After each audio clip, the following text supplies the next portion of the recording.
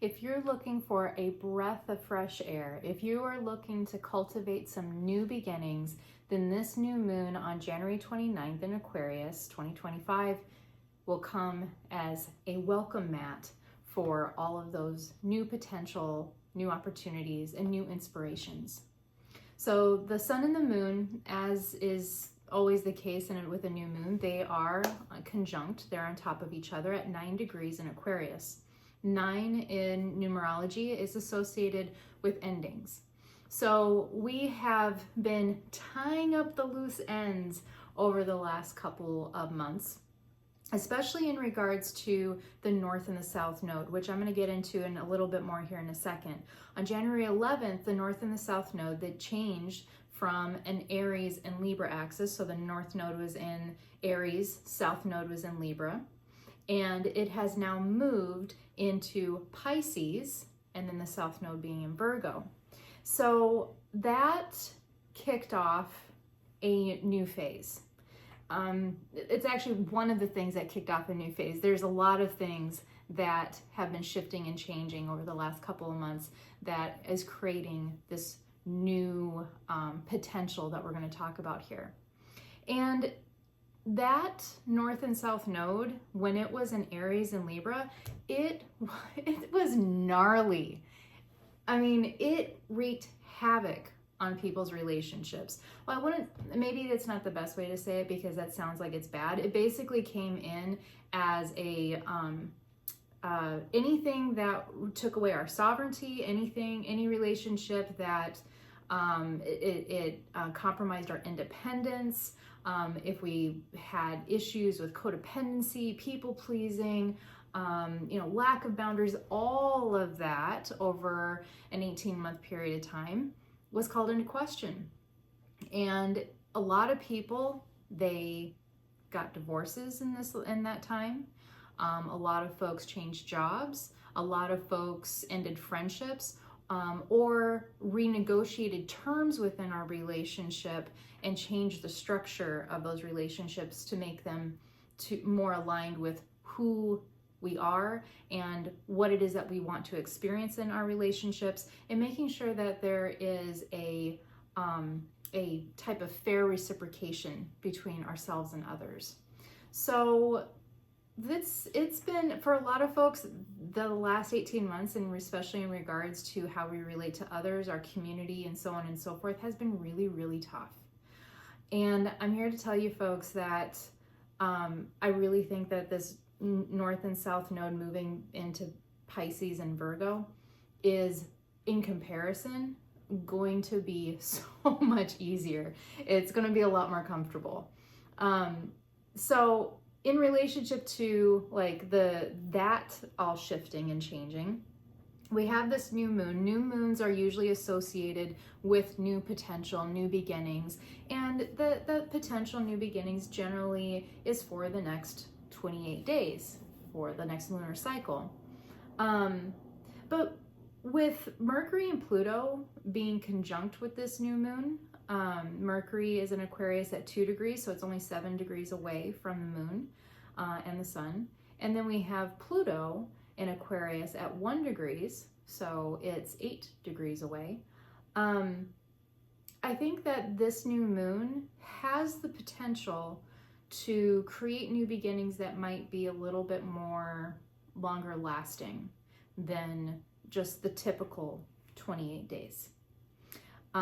Because Pluto is what's called a generational planet, because of it moves very slow, but when it shifts and it changes, it creates a big wake. And so Mercury and Pluto, they're almost right on top of each other. Mercury is our knowledge, it's our intellect, it's our communication.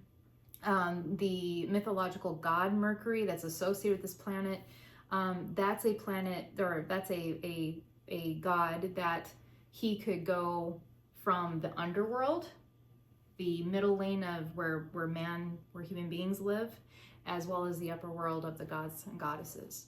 So it's known as being a psychopomp. So he could maneuver through all the planes of existence. And this is very important because Pisces is a really big player with this new moon, not just because the North Node shifted into that, but here in a second, we're going to talk about some other planets that are have some very interesting alignments with this new moon.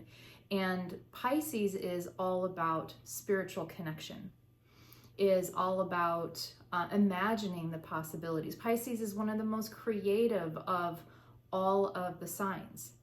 And so when you have Mercury nestled up to the god of the underworld, Pluto, death and rebirth, and they're saying hi to Pisces, which is about spiritual connection, we have this very interesting dynamic where our identity, which is the sun, the moon, which is our emotions and our subconscious, is now ready to contemplate different perspectives, to perhaps maybe even embody different ways of being.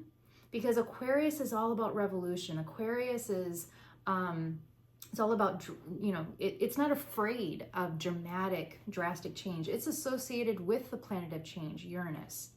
It's associated with creative, out-of-the-box type of thinking. And so it really likes this Pisces energy that we're going to be talking about here in a second. But Pluto at 1 degree is about new beginnings, and it is about the self, the identity. So with Pluto nestling up to our identity, our sun sign, in Aquarius at 9 degrees, and the number 9 is indicating that we're ready for a shift. We're ready for a change. It's okay. Like, there may have a lot of us, I think, have come to a point where we're in this place of acceptance of some of the things that we may have had to let go of. It's come up in a variety of my sessions, especially over the last couple of weeks, that folks are taking like a look back, not in an unhealthy way, but just taking a look back over the last 4 years and just like almost in awe of how much their own personal lives have changed. I mean, we can take a look at the world at large and be like, whoa, like everything has changed in such a dramatic way. But this is also playing out in a more of a microcosmic kind of scale too, with each of our individual lives and our own personal growth and evolution. And so I pay attention to not just like what's happening like in the grand scale of things, the macro, but also on a smaller, more personal level too, because it gives me an idea of how the patterns are expressing themselves. And what I'm seeing is that folks are taking a moment to pause, which was more of a theme of the last full moon, and are now taking a look and be like, wow, I'm not really the same person that I was 4 years ago. Not that who we were was less authentic, and not that we are more or less authentic now. It's just that people change. And if you have been following like the patterns and the signs, and if you've been tapping into kind of like some sort of spiritual guidance, then chances are that even if some of those changes have not been comfortable, they probably have been for the betterment of your own growth and your own personal evolution. And eventually, even if right now it doesn't feel like it, your own personal empowerment too. So we have Pluto at 1 degree that's all about like this new beginning, new potential. It's in Aquarius. Aquarius is like full steam ahead. Let's see like what it is that let's see what can happen. What can we create? What are the possibilities? It's a very like energy of curiosity. And then we have Mercury in Aquarius at 2 degrees, and 2 is about relating. And Mercury is the communication planet. And then we have the Pisces energy that comes into play, because there's a semi-square with this new moon, with Venus that's at 25 degrees in Pisces, Neptune that's at 27 degrees in Pisces, and guess what? All of those are working together with the North Node that is also in Pisces. So you have this semi-square that is with all of this Aquarius energy, the new moon, the sun, and then we have Mercury and Pluto that are having a semi-square with these planets are in Pisces, and Venus is our wealth, it's our tangible resources, it's even a little bit of luck, some folks say. And then we have Neptune, which actually is a planet that rules Pisces, that is talking to our identity, our emotions, our subconscious. That's the sun and the moon. And Pisces, which is asking us to dream a bigger dream. It's asking us to take a moment to brainstorm, take a moment to get creative, to, maybe like brush off some of the over adulting a lot of us do, and to play a little bit, to see like what it is that we would really like to design for our next chapter. Because this next chapter, it has been kind of ramping up over the last couple of months. And then I just want to take a moment to talk about the parade of planets that happened on January 25th. And to some degree, they're still somewhat lined up, but the lineup itself isn't actually all that astrologically relevant. It's very relevant astronomically. It's a really cool thing that they lined up, but there really wasn't a whole lot of alignments within that lining up of the planets that astrologers would say is super significant. However, what I saw with the lineup, it was like we're lining up before a race. I mean, what do you do before to prepare for a lot of big moments or big events? If you're starting a race, you line up. What do you do before a ceremony or a wedding or something of that nature? Everybody that's participating, they line up. What do you do before a battle? The soldiers line up. And so that's what I see with the lining up of the planets, is it's this moment where we're taking a breath, and then this new moon is giving us space to, within that lining up, because it's like all of us are kind of feeling like something, like that things are shifting. I've heard this all over the place, like something's happening. And I don't think that is just for like the global, politics and economics and the circus that's going on out there right now. I think that also it's about our individual lives too, that something big could happen. And that doesn't mean it has to be bad. That kind of feeling that something is happening it's like a nerve-sighted kind of feeling. And we're predispositioned as humans to be nervous about that. But it doesn't have to be that way. What if the thing that's happening ended up to be something that was good? That's a possibility too. What if, even if the thing that's coming is uncomfortable, but it ends up dramatically changing ourselves and the world for better? It might actually be worth it. So this lining up, combined with the new moon talking to all of this Pisces energy, in Pisces also with Venus being in play, it's giving us the opportunity to contemplate how can we make our dreams an actual reality. And then there's this beautiful trine between the new moon and Jupiter at 11 degrees in Gemini.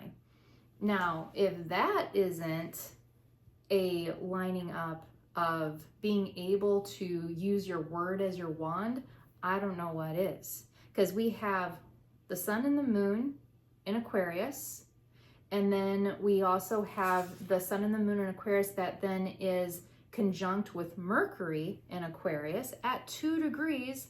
And I always associate the number 2 with Gemini because the sign for Gemini looks like the Roman numeral 2.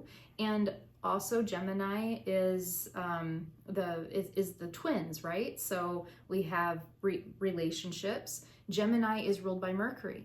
Gemini is is a sign that's very strongly influenced with communication. So, and Jupiter expands everything it touches. Jupiter's at 11 degrees in Gemini. 11 is the master builder. So we have Aquarius that's saying, be careful what you speak, because you literally can speak things into your reality right now. Be careful what you think, because your thoughts are going to influence what it is that you align with right now. It's a very powerful moon for creativity and manifestation. And that can go both ways. Be very cognizant, be very conscious of what it is that you want to create in your life, especially around this time. And, you know, that's actually a message that is always a good thing to keep in mind. But things are going to be ramping up, and by the end of March and into April, things are going to get really exciting around that time.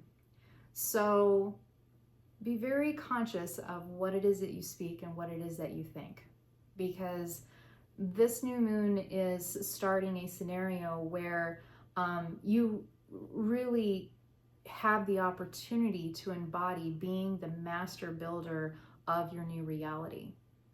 So this is a great time to create blueprints, and also to start new relationships. So if you are one of those folks where the Aries, Libra, North and South node came in like a wrecking ball to your relationships, and now you're looking to find some new relationships, this would be a good time to do so. This would be a good time to reach out. It'd be a good time to, you know, see what the dating prospects are out there, new friendships, new partnerships.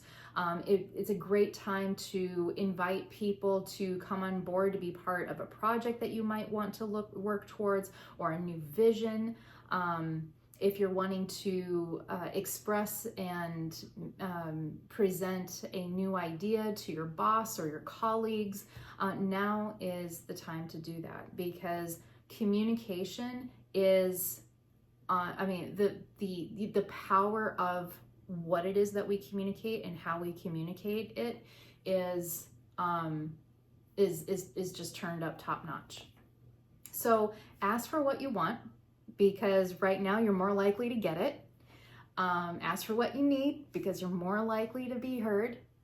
And speak your reality into being. And not just speaking, because, you know, communication isn't just our spoken word. Writing, if you're wanting to start a book, if you're wanting to a blog, anything of that nature, now would be a good time, be a great time to, if you your creative flow has been dammed up for a while, now would be a really great time to brush off those creative projects and start making some art. Whatever it is that is in your heart that is asking to be expressed, this new moon is saying, do it. Because even if it doesn't exactly pan out how you think it will, chances are it will go somewhere. It's going to open some doors. It's going to create new momentum, new growth, new possibilities. So I guess like that old saying, you know, shoot for the stars, you might hit the moon. Or maybe it's the opposite way around. But you get the point. So let's take a look and see if we can get some more specific information on how we can best utilize and leverage all of this, like, new, create, fresh, you know, this new moon, it feels like spring. Like, I know it's January, but it feels like spring. And see how we can best leverage this. Ooh, okay.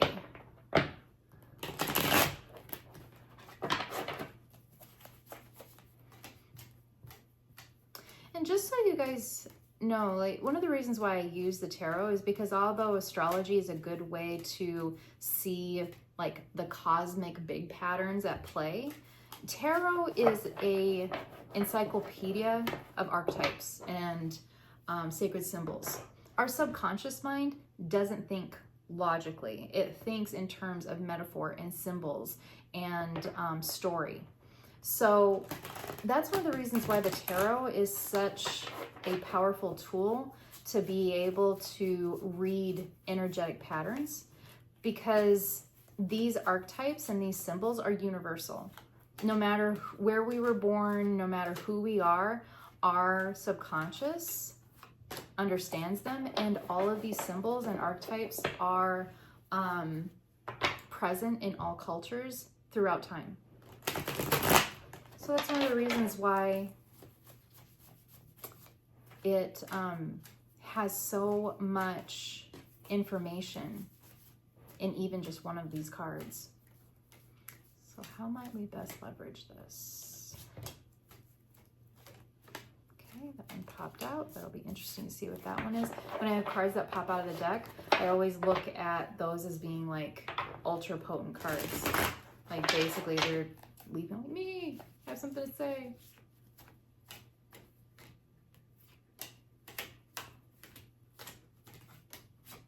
Alrighty.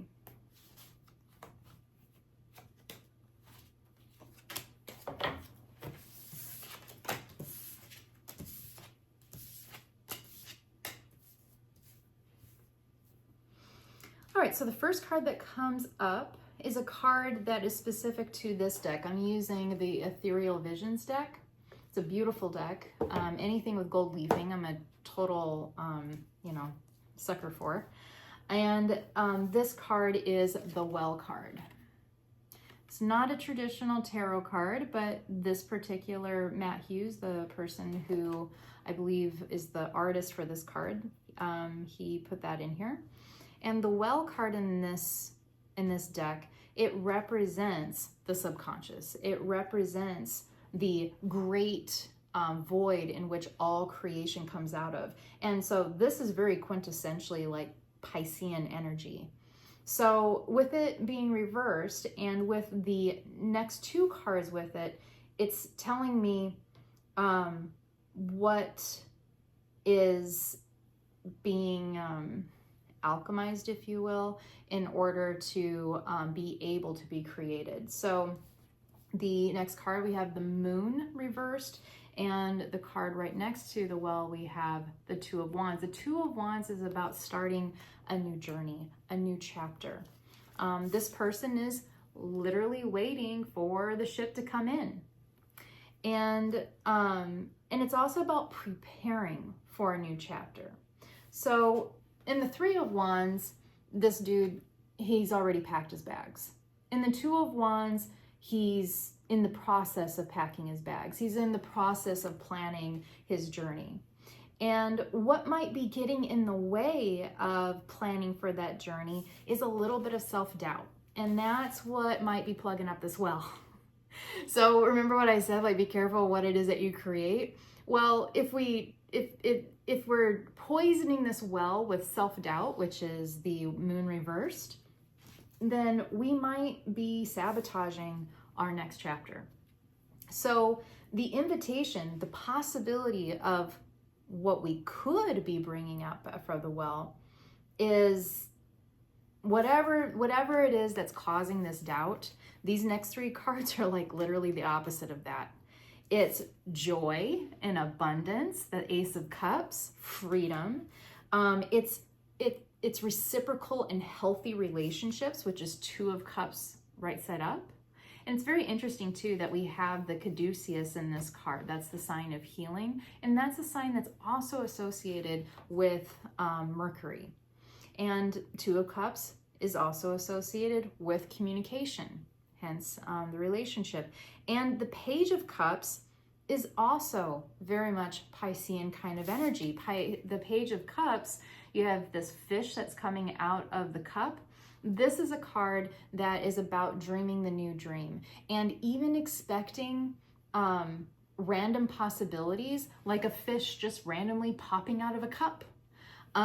So don't sell yourself short and don't assume that you already are aware of all the possibilities out there.